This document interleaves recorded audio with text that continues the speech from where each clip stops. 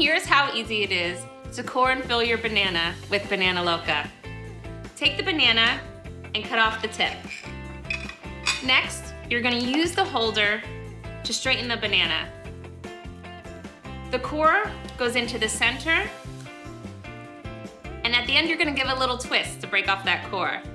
Go ahead and cover and remove.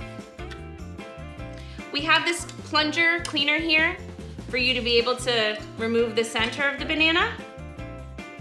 And next, we're ready to fill.